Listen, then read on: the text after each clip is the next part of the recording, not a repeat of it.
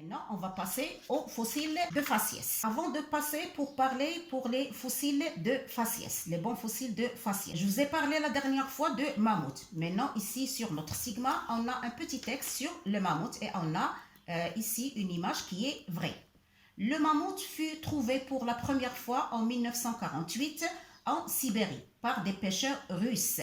Sa chair est tellement fraîche que les chiens des pêcheurs ont pu en manger une partie. Le mammouth est l'ancêtre, ça il n'existe pas, de la famille des éléphants. Il faut barrer DES. Avec de longues défenses, c'est-à-dire de longues cornes, d'environ 3,5 mètres. Par conséquent, il est considéré comme un bon fossile complet.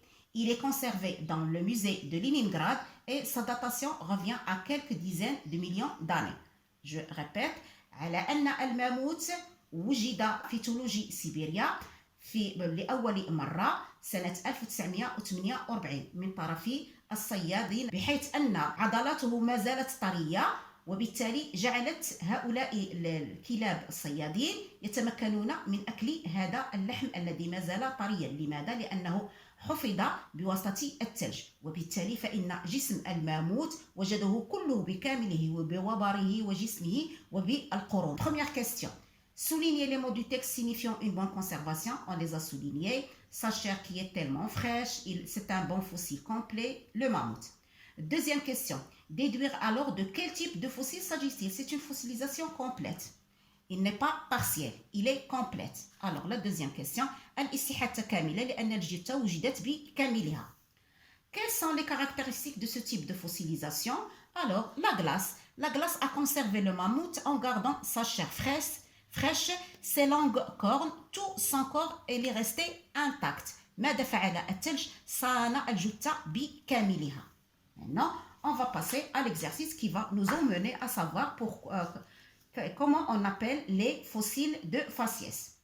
Les récifs coralliens, الشعاب المرجانية.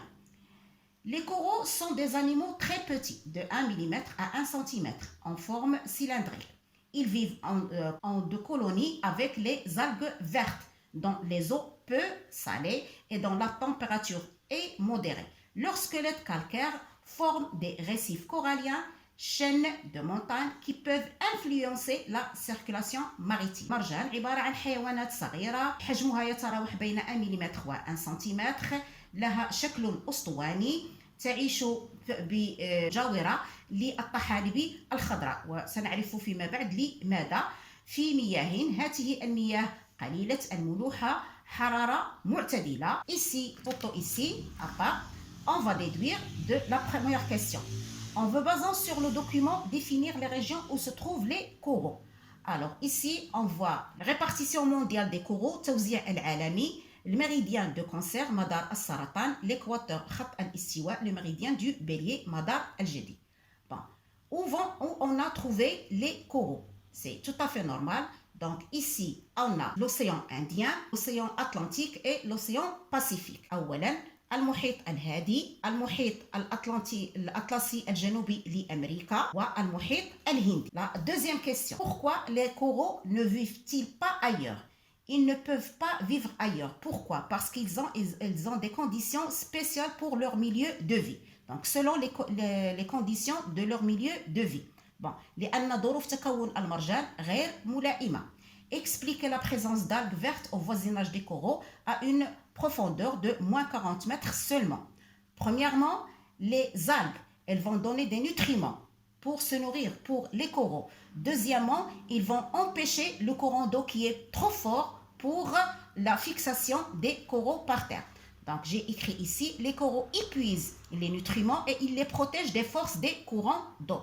يعتمد المرجان على هذه الطحالب الخضراء، على مواد القيت الموجودة بالطحالب الخضراء، وبالتالي هي التي تحميها من التيارات المائية القوية. La quatrième question, à l'aide d'un petit texte, expliquez les conditions de formation de calcaire issus de squelettes des coraux. Les coraux utilisent le calcaire au cours de sa sédimentation pour fabriquer leur squelette calcaire, dans lesquels ils s'enfuient pour se protéger.